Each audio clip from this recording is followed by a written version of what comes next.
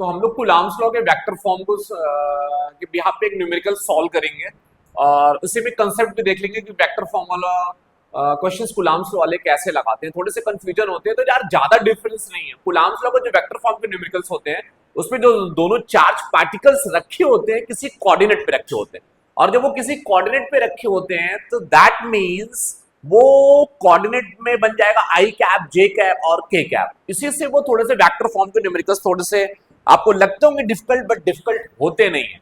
देखो आपके पास ये दो चार्जेस है Q एंड QQ, वो किसी दो पॉइंट पे लोकेटेड है, 0,0 और 1,1 पे लोकेटेड है, और x को उन्होंने आई कैप और y को जे कैप और z होता है तो के कैप इन्होंने कंसीडर कर लेते हैं। बी में फोर्स बोल रहे हैं कितना कैलकुलेट होगा या कितना आएगा, और कौन लगाएगा, ए लगाएगा। तो चलो ठीक है, जब आपके पास कोऑर्डिनेट एक्सिस पे है तो हम लोग इसको एक्सिस बना लेते हैं। एक्स वाला आई और वाई वाला जे है।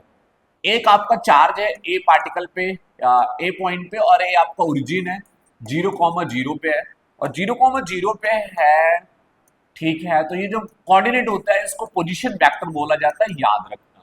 तो ये जो फर्स्ट होगा ये आई कैप होगा, दूसरा जे कैप होगा। ये क्यू पहला चार्ज, दूसरा पार्टिकल टी क्यू का है वो ए पे रखा गया। ठीक है, ए फर्स्ट कोऑर्डिनेट में आएगा, ये आपका ए है आपका, ये पोजीशन वेक्टर आपका आर बी है।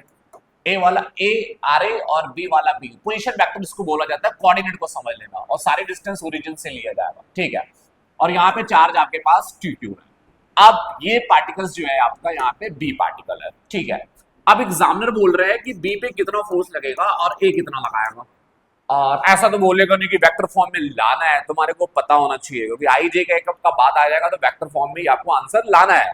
एमसीक्यू होगा तो वहां पे तो गिवन रहेगा, तब तो आपके लिए आसान हो जाएगा, नहीं रहेगा तो आपको आंसर अंडरस्टूड है। देखिएगा फॉर्मूला क्या होता है, के और दोनों चार्ज का मल्टीप्लीकेशन Q1 Q2, ये तो सबको पता है। कूलम्ब्स लॉ नॉर्मली क्या होता था, के Q Q upon x square, यही होता था।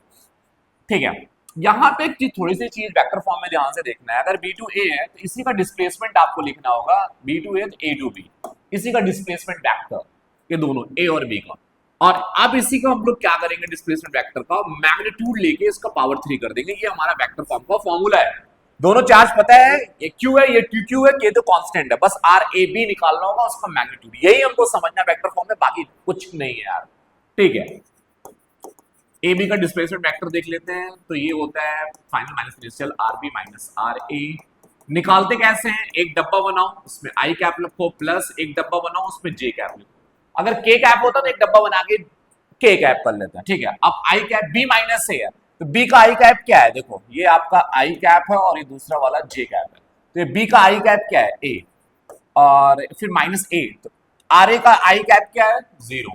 इसी तरीके से जे का जे कैप क्या है, मतलब ये बी का जे कैप क्या है यार, ए, और इसका आपका 0। तो फाइनली कितना आ गया, ए आई कैप प्लस ए जे कैप, ये हमारा डिस्प्लेसमेंट वेक्टर आ गया।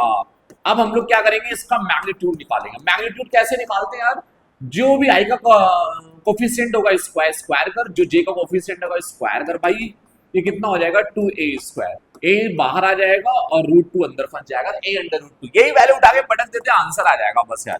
ये ऐसे निकालते हैं, इसको सीख लो बस, यही वेक्टर फॉर्म में थोड़ी सी यूनिक सा है, बाकी सब सेम है यार।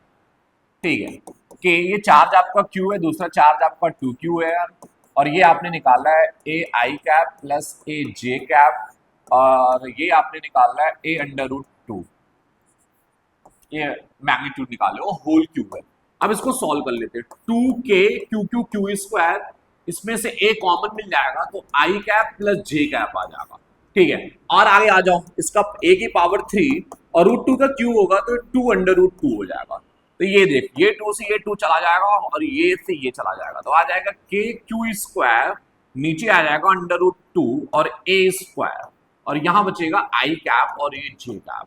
तो ये आपका बी पे फोर्स ए लगा रहा है, तो ये वेक्टर फॉर्म में इसका आंसर आ गया। यही आपका फाइनल आंसर, इसी तरीके से सोल्यूशन होता है यार कूलम्ब्स लॉ वेक्टर फॉर्म का। ठीक है, इसलिए टफ नहीं है, आसान है, समझो, एंजॉय करो। Thank you.